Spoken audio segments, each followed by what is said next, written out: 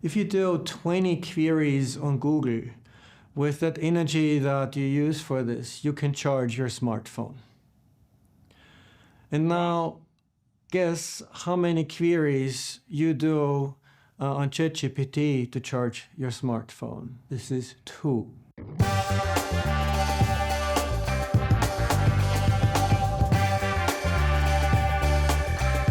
Let's talk about cyber and the cybersecurity landscape a little bit then, Bernd. Obviously, there's the emergence of AI, quantum computing seems to be becoming more and more realistic. What are you sort of most concerned about in terms of cybersecurity threats over the next 5 to 10 years? What do you think will emerge as being a significant problem for CISOs? You know what I mean? For security conscious people within organizations. Yeah, I think one is that you can't protect the system anymore in some form of shielding through firewalls or some form. You have to always think that the intruder is already in your environment. Sort of, you have to go and protect each and every individual piece of software that you have, whether this runs on premises, whether this runs in a cloud service somewhere. You have to protect all those pieces individually. And also live with this that not only hackers will be used down the road, you will, or hackers themselves will use AI more and more to be faster with attempting all the exploits. Yeah. And also creating and finding new exploits. So this means thinking more about how can you prevent yourselves to withstand zero-day attacks, meaning because you don't have any time anymore, this goes all so quickly, is an important one. And this is where I believe that you, almost like with sort of humans, when you do a vaccination, it needs to be similar with software. You need to immunize software also from the inside. Yeah. Because sort of this provides then a shield for each and every little software component on its own. Plus, then coupled with the analytics of risk and attack vectors around it, this will emerge. A very other important area is then when we think about how software is being created down the road. I mean, it's complex already today. I mean, too complex, I would argue. Yeah.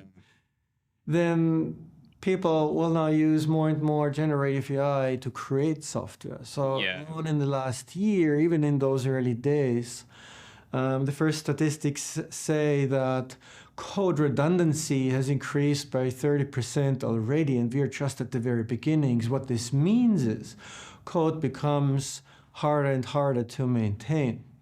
Yeah. So as we generate more and more code that is unmaintainable or harder to maintain, it means also it is more prone to attacks, because all the generative AI does not yet care about whether this is an old pattern or a new pattern. Sort of, it is much harder to actually then secure and protect, for instance, the generated code with more generations. So, and what's happening, what humans do always so far, we throw more technology on technology, so you can expect that we throw more AI on helping with also securing and protecting. And this is then almost a recursion. And this is very interesting where this goes. But I also strongly believe with this growing complexity, we will be able to provide help. Yeah, it's I was listening to the All In podcast, with Chamath Palihapitiya and a couple of his mates in Silicon Valley, talking about how the SaaS business model sort of emerged after the creation of the internet, but they think that it will be, with the emergence of AI, generative AI creating software, it will massively disrupt the SaaS business model, because it'll just, for obvious reasons that you partly just explained. Did you agree with that? Do you think generative AI will create software to the point that SaaS companies will really struggle to capture more market share?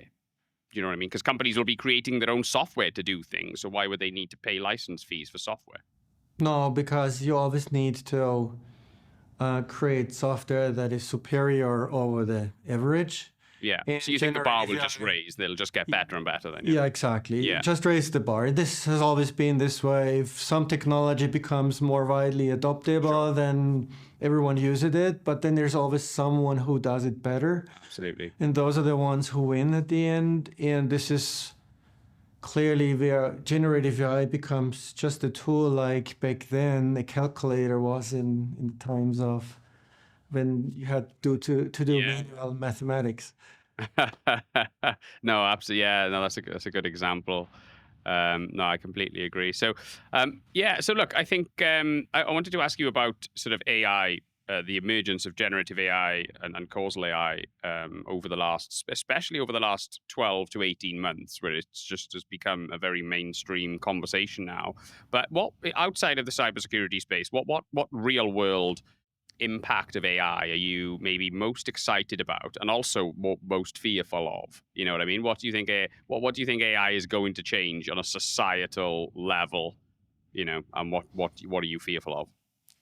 The positive is definitely that the human to machine interaction will become easier and way more seamless. If you just look at how often I have really issues communicating with my Alexa device and just get it to do my tea timer at best. And then look at what you can get from ChatGPT, you really notice that this is a big jump up in how you can communicate. Sure. So that's in my opinion, the good side of it. But then when you look at the actual energy usage, this is where I'm really getting concerned. Just as an comparison here, and this is based on just a very recent report from the European Energy Organization.